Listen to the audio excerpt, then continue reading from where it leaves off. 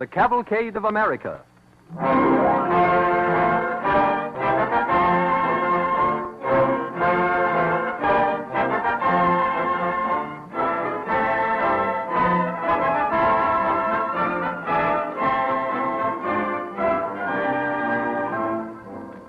DuPont, sponsor of the Cavalcade of America, wishes to thank all of you who have taken the time and trouble to write expressing appreciation for this series of programs. In choosing a program, we recognize that people throughout the country derive keen enjoyment from stories of America's history depicting traits of American character that built this nation. It's appropriate that the chemical firm of DuPont, established at Wilmington, Delaware in 1802, should sponsor a program of this type. During the 134 years of its existence, the progress of the DuPont Company has closely paralleled the progress of America. It has been the privilege of DuPont chemists to develop a number of products that help make life easier and happier for Americans of today.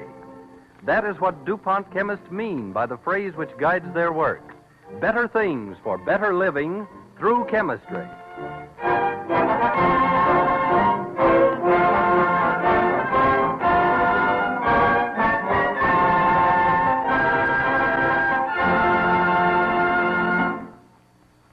This evening's first episode concerns a family who ventured into Ohio Territory in 1798, when it was a wilderness inhabited by Indians. Our Cavalcade Orchestra sets the scene with Frederick Knight Logan's American Indian melody, Pale Moon.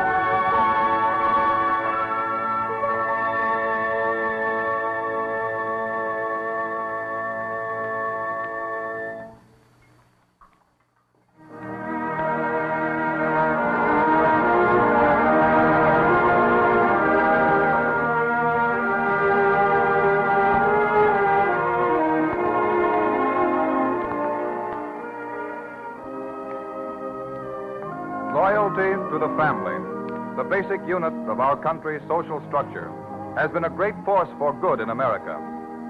Since it is largely in the hands of women that the care of our families has been placed, it is to the history of American womanhood that we look this evening for the highest examples of unselfish devotion. It is the winter of 1798 in the small town of Harpersfield, New York.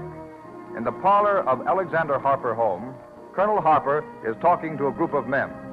But in the sitting room, a more informal meeting is being held. Two ladies of Harpersfield talk to the Colonel's wife, Elizabeth Harper, and her friend, Dorothy Gregory.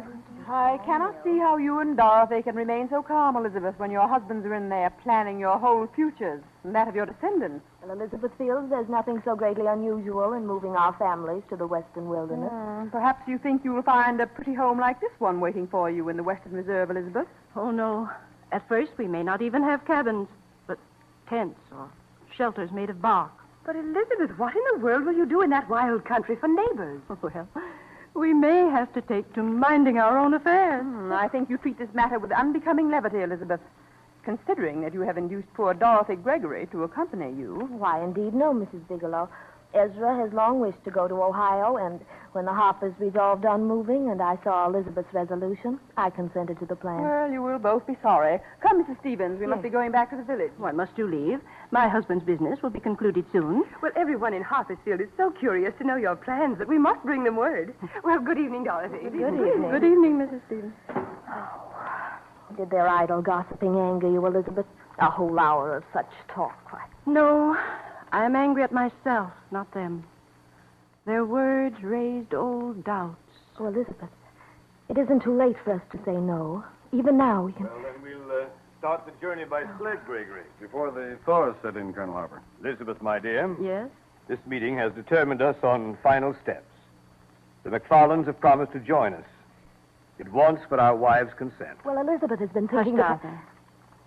Will the plan of travel be safe for the children, Alex? We go by sled to Rome, by boat to Oswego, thence to Queenstown, and from there on the Canada side to Fort Erie. How far will we find roads? There are no roads west of the Genesee River, unfortunately. Alec, it is best for the children, isn't it? You have assured me. There's no question of it, Elizabeth. You have but to sign this deed. Oh, wait, Elizabeth. Look what a great expanse of map without towns or houses. But notice, Dorothy, our land is directly south of Lake Erie, near the waterways route, through these great lakes. Towns follow waterways. Later trade routes will follow towns. Our descendants will be living on a great route from east to west. Well, I know nothing of trade routes. You decide, Elizabeth. I think we must go, Dorothy. Alec. Yes, dear. I fix my name to this deed which will take us westward.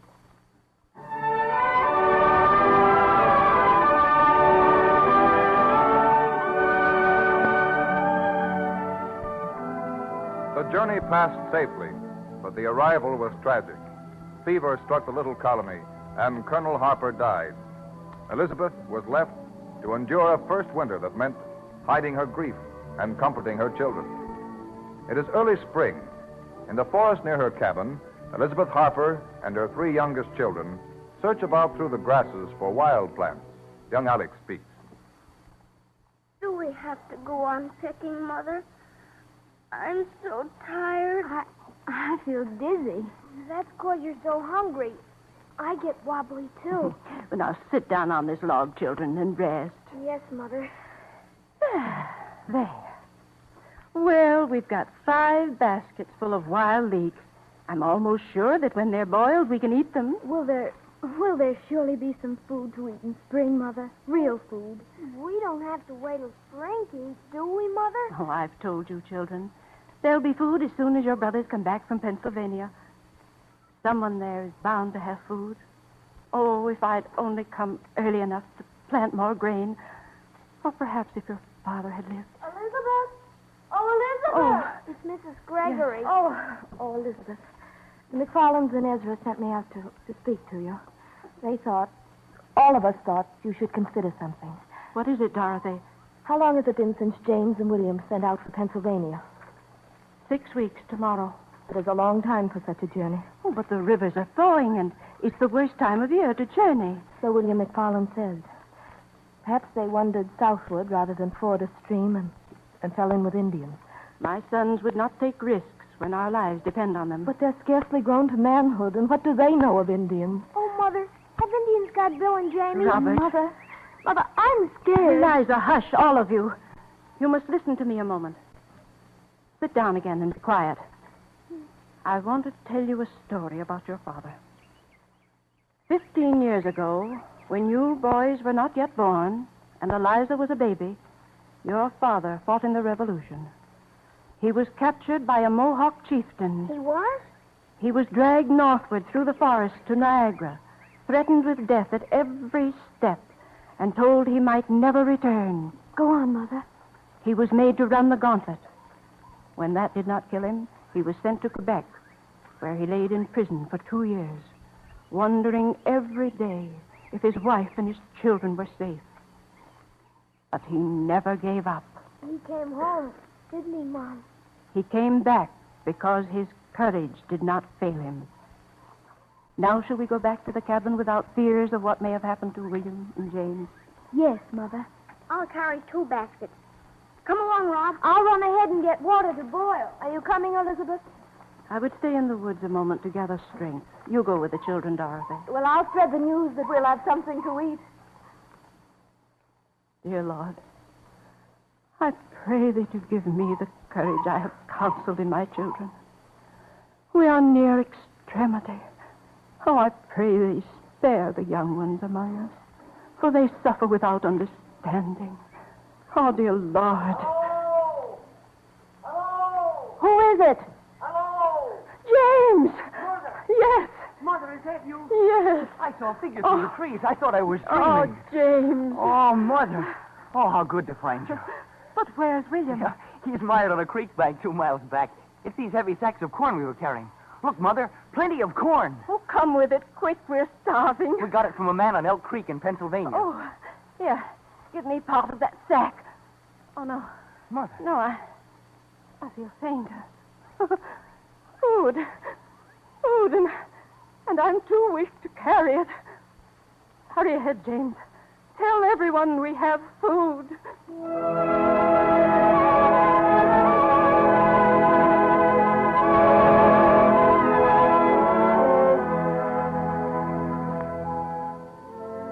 The settlement was saved from starvation, and though hard times followed, no such crisis of hunger ever rose again. For the first 3 years, the settlers saw no Indians. They toiled to improve their tiny village and build additions to their cabins. At the Harper cabin in 1802, in the larger room of their 2-room home, Elizabeth Harper anxiously instructs her daughter Eliza. Need a quotation from the Merchant of Venice, Eliza. The quality of mercy is not strained, It droppeth as the gentle rain from heaven upon. upon the place beneath. Oh, I'm so nervous, Mother. Why did you insist that Mr. McFarland and Mr. Gregory come over to question me?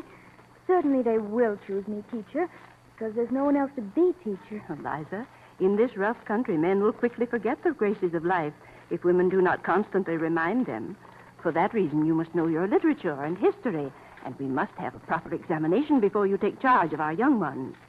Oh, Mother, I think that's Mr. McFarland and Mr. Gregory now. They're coming up Don't the path. behave like a little child, Eliza. Answer the door and curtsy. Oh, yes, Mother. Oh, Mother, Indians. Stay, keep your head. What do you want? Oh, Mother, shall I run to get the men? Make no sudden movement to alarm them. Oh, but what will they do to us? I do believe the man is hungry. Else why does he point to his mouth? Come, sir. Inside, here. Mother, no. Look, you Indian. Do you see where I point? Those corn cakes? Yes, for you. For your friends. Call them. No, Mother. Oh, Mother, I pray they'll pass through this room without harm. Be calm, Eliza. They are not even looking at us. Why did you? Oh, they look thin to the point of starvation. We are safe. Oh, Mother. The deep snows must have ruined their hunting. Mrs. Harper! Mrs. Harper! Oh, there they are. Put down that gun, Ezra. A tribe of Indians in your cabin? I invited them. It was the safest plan. I'll get William and James. If they stay there, we have them trapped. But, Ezra, they mean us no harm. They could have slain us at once if they had. But I cannot make it out. Here we have waited for them 3 years. Then they appear and walk peaceably into your cabin. It's a stroke of luck, Ezra, and one of our first. Look, Hugh, today we planned a school, heard that the post road was coming, and now our traditional enemy is eager to try my corn cakes. Oh, for these long years I've fretted for the East, but today I'm content. For even after all the hardships we've been through, I feel that this country is home, a safe home for me and my children.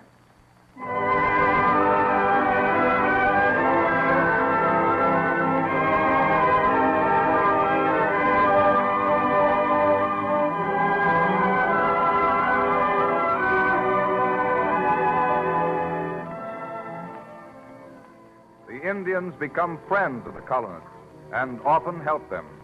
New settlers arrive from the east, and Elizabeth Harper watches her children grow up in a well-populated country.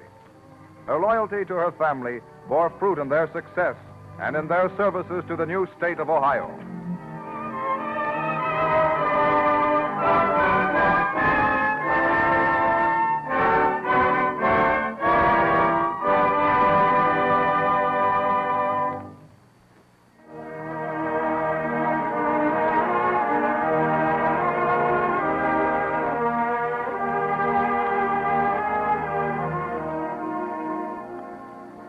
Loyalty to family is as natural to American womanhood today as at the end of the 18th century when Elizabeth Harper fended for her children in the wilderness. The second episode in this evening's Cavalcade of America, presented by DuPont, takes place in the autumn of 1922. In the office of a department store manager, Nancy Barrett has an anxious talk. The manager, Mr. Johnson, is speaking. Of course, this is an interesting hobby, Mrs. Barrett, but... It's more than a hobby, Mr. Johnson. I really work at it in all my spare time. I've been giving nothing but my pottery as gifts for years. But for the last few months, ever since my husband had to go south for his health, I've been selling. How do you do the firing, if I may ask? Well, it was just luck that I found a man who knew kilns. Francois. He's an old Frenchman who worked when he was young at Limoges. He built me a small kiln and a workshop back at my house. Well, frankly, Mrs. Barrett, we're not doing much expanding at the present time. Oh. Even adding a new pottery shop to our China department would come under the head of expansion right now. Well, I have a lot of friends. See, so many women in town know my work already that I have a ready-made clientele. Well, if you'll give me your address. It's 458 Judson Boulevard. 58. It's the White House set back in the trees. But, Mr. Johnson, you don't really intend to come. I think I'll have to show you my emergency vase. Your what? My emergency vase. The vase I brought along to show you in case you simply wouldn't set foot over my doorstep. Well, It's in this box, which I'm trying to open. Can I help? I'm nervous, I do believe. Salesmanship is new to me. There. May I put it on your desk? It's very beautiful. I think this aquamarine color catches an undersurface sheen that I'm working for. Why, how do you get these magnificent swirls of color? Oh, well, that's a secret. But I'll tell you one thing. I'm using native clays from right down on our own riverbank. Means a lot of fuss with the firing because almost anything's apt to go wrong. But from there on, it's not... Mrs. Barrett, I'm impressed with your work, even though I don't know much about pottery. I'll certainly have a look at your shop. Oh, I'll be so happy. My secretary will make the appointment. If we make a deal at all, it has to be for the holiday trade. Can I help you get that vase in the box? Thank you. You've packed it well. I'm shipping it. Oh, you have an out-of-town trade? No, but I've got a husband in a sanitarium down south who sometimes gets flowers when I feel prosperous. Goodbye, Mr. Johnson. And thank you very much for answering my letter and for seeing me. I've enjoyed our talk. Goodbye.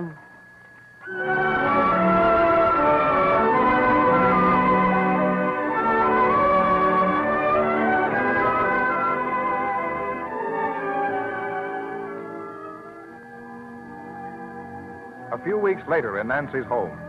It is just before daylight. But in the dining room, Nancy sits asleep, her head fallen over her drawing board, spread on the dining room table. Randy, her young son, in pajamas and bathrobe, comes in, sees her, and shakes her gently. Mother, Mm-mm. can't you come to bed? Oh, Randy. Gee, you're getting almost as bad as Dad was about staying up. And that was pretty bad. Oh, Francois and that new man are on the oven. They're going to call me as soon as this firing is finished. Don't worry about it so much, Mom. Oh, I'm not so terribly worried. Well, you act like it. Won't the store take it if you don't get it done on time? Not so much that. But if anything goes wrong, I haven't money enough to pay for another firing. What would happen to us then? I don't know. Read Dad's letter again. Oh, no, Randy. Why not? Because it's only a letter. What good does it do? He's so far away. Oh. All right. Oh, I'm sorry, Randy. Of course I'll read it, darling. Here it is. Let's see. He says, well, he misses us terribly. He likes the doctor down there. And the doctor says it's been 6 months of progress. And it'll only be 2 years more. Maybe you'd better not read it. What's that? It's the alarm clock going off in the kitchen. Oh. I'll get it. But what? Why is it going off? I don't know. Didn't you set it? Yes, but for 6 o'clock. That's what it is now. Oh, it couldn't be. Why, I sat down here at 10 o'clock to rest just a few minutes. Oh, they're going to draw the oven at midnight. Something's gone wrong or they'd have called me. Mother, where are you going? To the oven. Wait, I'm coming. Wait, Mother. Francois. Yes? Oh, Francois. Yes. What is it, Mrs. Barr? Oh, what happened? Why didn't you call? Nothing happens. I come to the house, you asleep, and the new man and me withdraw. Oh, let me see it. Why, it looks all right. The wear in this saga looks fine. Sure, it is fine. Other sagos just as good. Oh, thank heaven. I feel like shouting. Mother, Yes, it's getting light. Look at the sky. If you don't hurry, you won't get any sleep. I don't need sleep. Francois, you and Randy and I'll have breakfast right away. Then, before I start on that sorting, I'll write a letter south.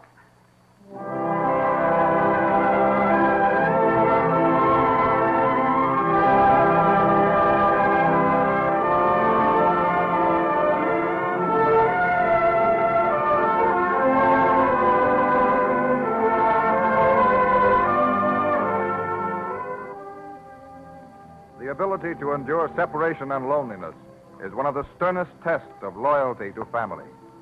2 years later, at the railroad station, Nancy Barrett and Randy are talking together.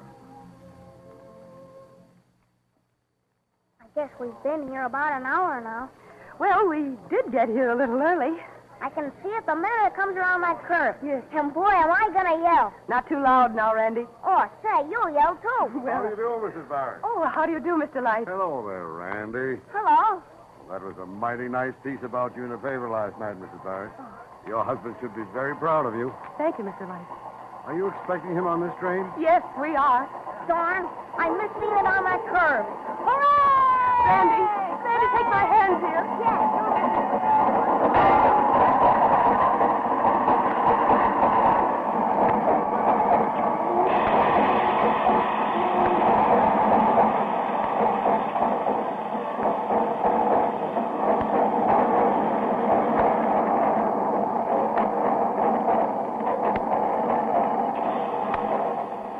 Come on, Randy. I don't know what car he's on. Oh, dear, you don't suppose he missed connections? Oh, he wouldn't do that. Yeah, I shouldn't think he would. Oh, I hope. Oh, where is he, Mom? Where? Oh, there he is. Oh, he's as brown as an Indian. How are you, dear? Oh, terribly happy, Don. Terribly glad you're back. And now everything's all right again.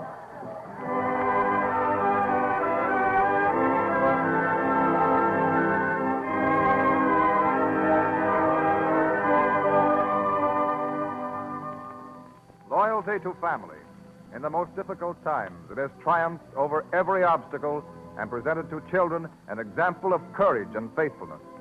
Though many kinds of idealism have appeared in the Cavalcade of America, the devotion shown by pioneer women and by their enduring sisters today is of a distinguished sort.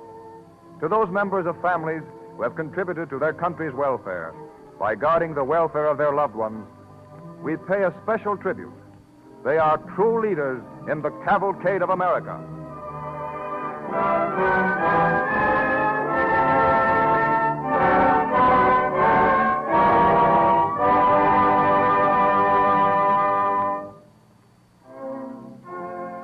This evening, the Cavalcade of America has brought you 2 episodes exemplifying the American spirit of loyalty to family. Now we want to share with you another true life story of loyalty, as related in a sincere and human letter recently received from one of our listeners. Mr. C.A.F. of Washington, D.C. writes, I have been listening over the radio ever since there were sets available, and I've never heard anything that has been interesting like the Cavalcade of America. It's wonderful, and I look forward to it every week. I am proud of America and what Americans have done, and I hope you'll keep up your good work. When I was a boy in Michigan, I learned to use dynamite to blast out rocks on my father's farm. I got to blasting rocks and stumps for the neighbors and ordered the dynamite directly from the DuPont Company in Wilmington, Delaware. I thought your company just the greatest thing in the world, for I was able to make enough money at this work to buy all my clothes. I never had much chance to go to school, but finally got a job in a Detroit power plant and went to night school and worked up to be an engineer. When the war came, I enlisted, and upon returning, learned photography and started a studio in Illinois.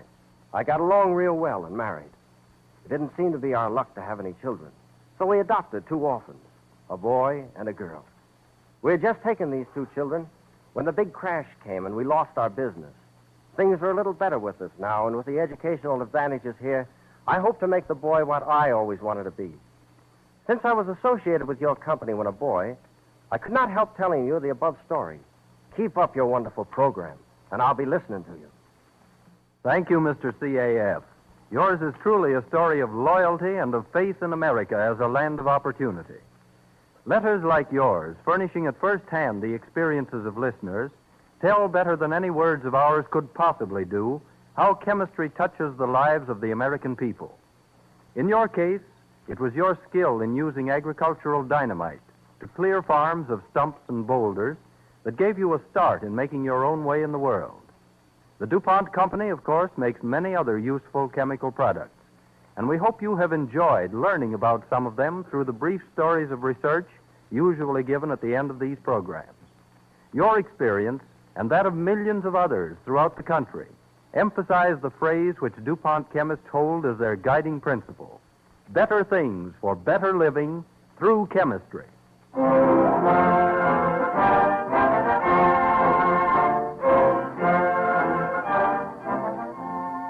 Next Wednesday evening at this same time, DuPont will again present the Cavalcade of America.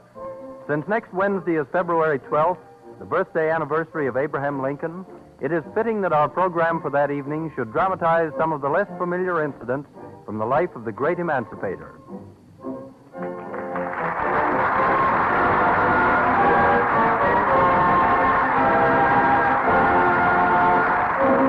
This is the Columbia Broadcasting System.